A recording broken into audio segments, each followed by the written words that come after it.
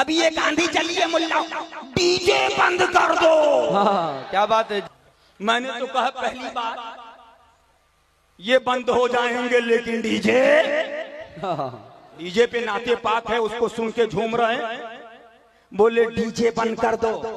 تو میں نے ایک شہر والوں سے کہا اب جب تمہارا ڈیجے بند کرائیں تو چندہ لینے آئے تو ان کا چندہ بھی تم بند کر دینا۔ جی جی جی کیا بات۔ احباب اہل سنت،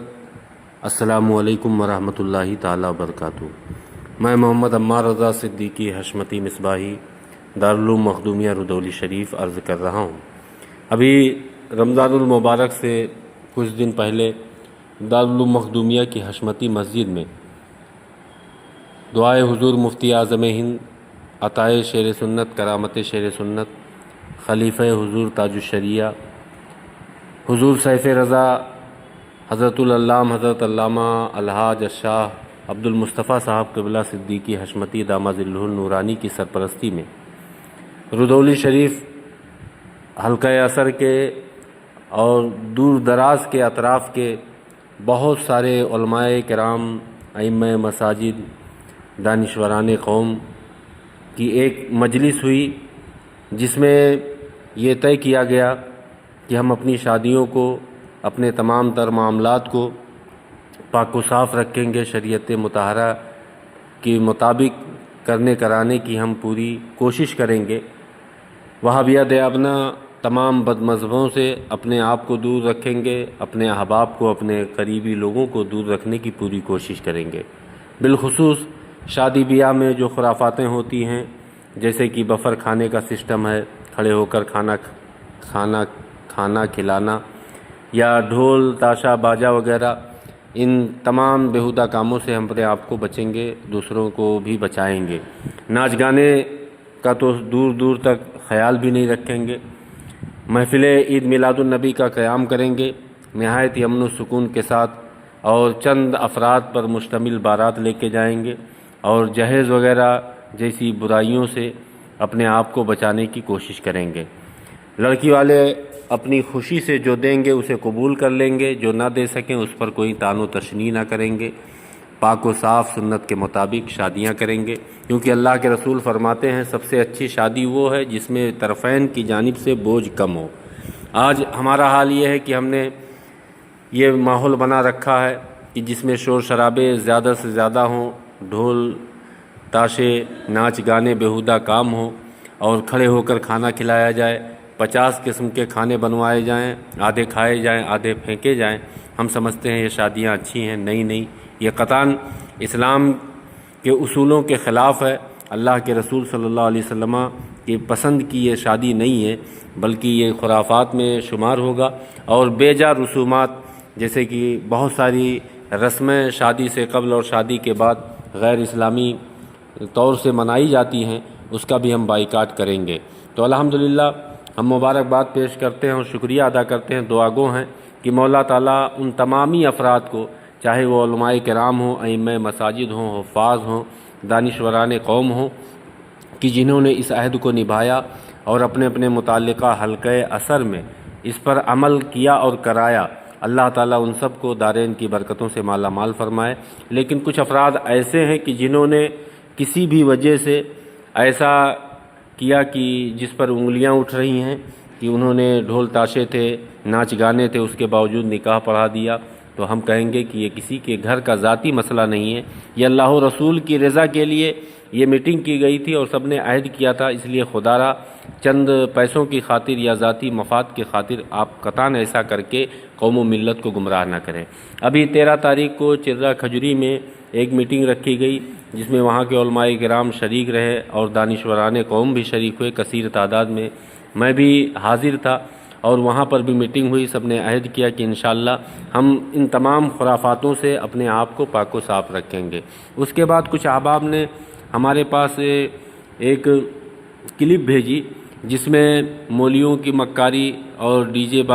باجا وغیرہ کے حوالے سے کر کے ایک کلپ بھیجی، جس میں ایک پیر صاحب کے بیٹے ہیں، بڑے طمطراق سے بیان کر رہے ہیں کہ جو لوگ ڈی جے باجا وغیرہ کی مخالفت کرتے ہیں، ایسے لوگ جب چندے کے لیے آئیں تو آپ ان کو منع کر دیں۔ آپ بھی ان کی مخالفت کریں معاذ اللہ۔ آپ تو سب سے پہلے یہ صاف کریں کہ آپ ڈی جے کی حمایت کرتے ہیں یا نعت کی حمایت کرتے ہیں۔ تو بلا شبہ وہ کہیں گے کہ ہم ڈی جے کی نہیں بلکہ نعت کی حمایت کرتے ہیں۔ ہم کہیں گے کہ ڈی جے پر ہی نعت لگانے کی کیا ضرورت ہے؟ آپ کو لگانا ہے اگر اپنے گھر پہ لگائیں اور ایسی آواز ہو جس سے کسی کو تکلیف نہ ہو تو کوئی قباحت نہیں، لیکن اگر آپ بازار میں جاتے ہیں، راستوں سے عام رہ گزر سے گزرتے ہیں تو آپ اس کا بھی تو خیال رکھیں کہ اللہ کے پیارے نبی صلی اللہ علیہ وسلم فرماتے ہیں کہ ضرورت کے مطابق بازاروں میں جاؤ اور اپنی ضرورتیں پوری کر کے جلد آؤ اور شور شرابے نہ کرو۔ اور اللہ کے پیارے رسول کا جو بھی فرمان ہے وہ پوری امت کے لیے رحمت ہے، کیونکہ آپ رحمت للعالمین بن کے تشریف لائے۔ آپ سوچیں ایک بازار میں آپ جا رہے ہیں، آپ کے ہاں شادی کا ماحول ہے، آپ خوش ہیں، آپ جو ہے خوشیاں منا رہے ہیں، لیکن کوئی فرد ایسا بھی تو ہو سکتا ہے کہ وہاں پر جو ہے جس کے گھر میت ہو گئی ہو، یا کوئی ایسا شخص بھی ہو سکتا ہے جو ہارٹ کا پیشنٹ ہو، اور ڈی جے کی جو آواز ہوتی ہے اتنی دھمکدار ہوتی ہے کہ قریب سے گاڑیاں گزرتی ہیں تو اس پہ اثر پڑتا ہے۔ آپ سوچئے اس کے دل پہ کیا اثر پڑے گا۔ اللہ کے نبی نے اسی بنیاد پہ شور شرابے اور تمام طرح کی بیہودہ گوئیوں اور کاموں سے جو ہے منع فرمایا ہے۔ اللہ کے پیارے رسول تو اس درجہ خیال فرماتے ہیں کہ ایک شخص جن کا بچہ گم ہو گیا، انہوں نے عرض کیا یا رسول اللہ فداک ابی و امی، میرا بچہ گم ہو گیا، آپ کرم فرمائیں، میرا بچہ مجھے عطا کر دیں، کیونکہ انہیں معلوم ہے جو میرے مرشد اجازت نے فرمایا کہ رسول پاک کی شان یہ ہے کہ جہاں بانی عطا کر دیں، بھری جنت ہبا کر دیں، نبی مختار کل ہیں، جس کو جو چاہیں عطا کر دیں، جہاں میں ان کی چلتی ہے وہ دم میں کیا سے کیا کر دیں، زمیں کو آسماں کر دیں، سریا کو سرا کر دیں۔ الغرض اللہ کے رسول نے فرمایا کہ جاؤ فلاں باغ میں تمہارا بیٹا کھیل رہا ہے۔ سبحان اللہ، حضور کہاں بیٹھے ہیں اور بیٹا کہاں کھیل رہا ہے، باپ کو نہیں معلوم لیکن رسول پاک کو معلوم ہے۔ اسی لیے ہم کہتے ہیں اور کوئی غیب کیا تم سے نہاں ہو بلا، جب نہ خدا ہی چھپا تم پہ کروڑوں درود۔ وہ جانے لگے، اللہ کے رسول نے روکا، فرمایا رکو،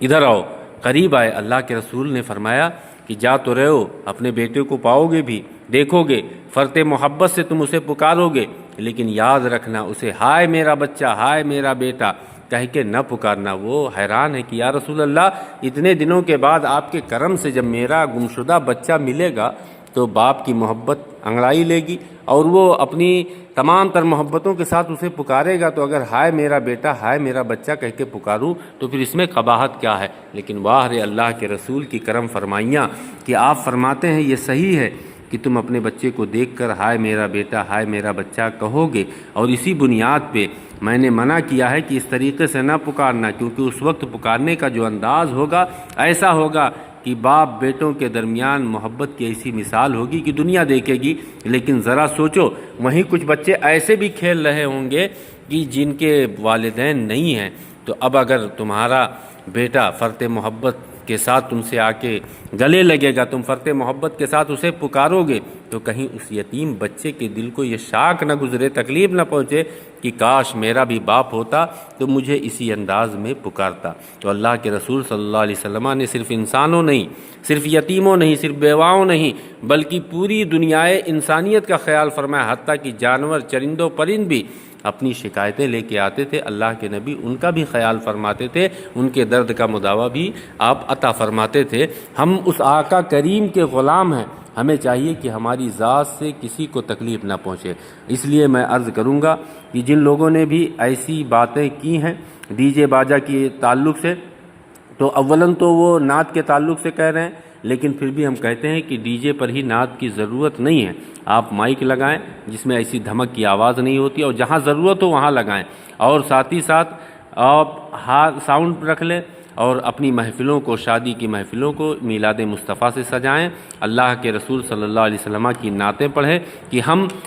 صحابہ اور صحابیات کی طرح اگر حضور کا پسینہ مبارک نہیں پا سکتے کہ جس کو لگانے کے بعد اولادیں خوشبودار پیدا ہوتی ہیں، اعلیٰ حضرت سرکار فرماتے ہیں واللہ جو مل جائے میرے گل کا پسینہ، مانگے نہ کبھی عطر نہ پھر چاہے دلہن پھول۔ لیکن پسینہ نہیں تو کیا ہوا، ہم نبی کی خوشبو تو پا سکتے ہیں ان کی تعلیمات کی صورت میں ان پر عمل کر کے۔ اس لیے یاد رکھیں طریق مصطفیٰ کو چھوڑنا ہے وجہ بربادی، اسی سے قوم دنیا میں ہوئی بے اقتدار اپنی۔ اس لیے یاد رکھیں ہمیں کرنی ہے شہنشاہ بطحا کی رضا جوئی، وہ اپنے ہو گئے تو رحمت پروردگار اپنی۔ آج حالات کیا ہیں، ہم کن حالات سے گزر رہے ہیں، ہماری خواہش و دعا کیا ہونی چاہیے؟ وہی ہونی چاہیے جو مظہر اعلیٰ حضرت حضور شیربیش اہل سنت نے کی مدد کا وقت ہے اے سیدی خیر الورا اٹھیے، ہوا آدھا کا نرغہ اے حبیب کبریا اٹھیے، وہی گلشن صحابہ نے جسے خونوں سے سینچا تھا اجاڑا جا رہا ہے اب تو اے ابر سخا اٹھیے، ستاتے ہیں بہت اعدائے دین تیرے غلاموں کو، یا رسول اللہ ستاتے ہیں بہت اعدائے دین تیرے غلاموں کو، مسلمانان عالم ہیں بلا میں مبتلا اٹھیے۔ آج ہم کن حالات سے گزر رہے ہیں، ہماری حالتیں کیا ہیں، ہم تباہی کے کس دہانے پر کھڑے ہیں، امت مسلمہ کے ساتھ کیسا سلوک کیا جا رہا ہے، اور ہم ہیں کہ اپنی مستیوں میں مست ہیں۔ اس لیے میں کہتا ہوں کہ وقت تو اس بات کا ہے کہ ہم اپنے اندر تکلیف محسوس کریں، کیونکہ ہمیں یہ سبق مدارس اسلامیہ میں ابتدا ہی میں پڑھا دیا جاتا ہے کہ بنی آدم آزائے یک دیگرن کہ در آفرینش زیک جوہرن چو عضو بدر داورد روزگار نماند دیگر عضوہا را قرار تو کز محنت دیگراں بے غمی نشایت کی نامت نہند آدمی، جس کا خلاصہ اور مطلب یہ ہے کہ تمام بنی آدم ایک جسم کی حیثیت سے ہیں، اور جسم کے ایک حصے میں تکلیف پہنچے پورا جسم تڑپ جاتا ہے، اور اگر آپ دوسروں کی تکلیف کا احساس نہیں کرتے ہیں، احساس نہیں ہوتا ہے، تو آپ انسان کہلانے کے حقدار نہیں۔ آپ سوچیں کہاں کیسے کیسے حالات ہیں، کسی کا گھر اجاڑا جا رہا ہے، کوئی قتل کیا جا رہا ہے، شہید کیا جا رہا ہے، خاک و خون میں لوگ لوٹ رہے ہیں، بچے یتیم ہو رہے ہیں، عورتیں بیوہ ہو رہی ہیں، گھر اجاڑا جا رہا ہے، کیسی کیسے حالات اور کیسے کیسے مناظر ہمارے سامنے ہیں کہ پتھروں کے نیچے دبے ہیں، پانی کو ترس رہے ہیں۔ آپ کے ساتھ خوشیاں ہیں، آپ خوشیاں منائیں، تحدیث نعمت کریں، لیکن ان دوسرے انسانوں کا بھی احساس کریں، پوری انسانیت کا احساس کریں، اور احساس ہی اصل انسانیت ہے، اور اسی انسانیت کو اللہ کے رسول صلی اللہ علیہ وسلم نے زمانے جاہلیت میں انسانوں کو عطا کیا ہے کہ جب لوگ ماں باپ کی قدریں نہیں کرتے تھے، ان پر ظلم و تشدد کرتے تھے، آقا غلام پر تشدد کرتا تھا، جانوروں کے ساتھ بے رحمی کی جاتی تھی، بچیوں کو زندہ درگور کیا جاتا تھا، بیوہ عورتوں کو منحوس سمجھا جاتا تھا، اللہ کے نبی صلی اللہ علیہ وسلم نے انسانیت کا، اخوت کا، محبت کا پیغام دیا۔ تبھی ہم کہتے ہیں ایک ہی صف میں کھڑے ہو گئے محمود و ایاز، نہ کوئی بندہ رہا نہ کوئی بندہ نواز۔ آپ کے ساتھ خوشیاں ہیں، آپ خوشیاں منائیں، لیکن ان کا احساس رکھیں، اور ڈھول تاشے گاجے باجے ناچ گانے ہر طرح کی برائیوں سے بچیں۔ امت مسلمہ کے حق میں دعا کریں، اللہ تعالیٰ ہم سب کے حالات بہتر فرمائے، تمام مساجد، مدارس، خانقاہ اور علماء کرام عوام اہل سنت کی از غیب حفاظت فرمائے۔ یہی ہے آرزو فیضان قرآن عام ہو جائے، ہر ایک پرچم سے اونچا پرچم اسلام ہو جائے۔ حضور مظہر اعلیٰ حضرت فرماتے ہیں، اس پر ہم سب عمل کریں کہ پیارے حبیب کو پکار، پیارے نبی کا نام لے، دامن مصطفیٰ میں آپ پائے رسول تھام لے۔ استغفر اللہ ربی من کل ذنب وما اتوب الیہ، وآخر دعوانا ان الحمد للہ رب العالمین وما علینا الا البلاغ المبین۔ السلام علیکم ورحمۃ اللہ تعالی وبرکاتہ۔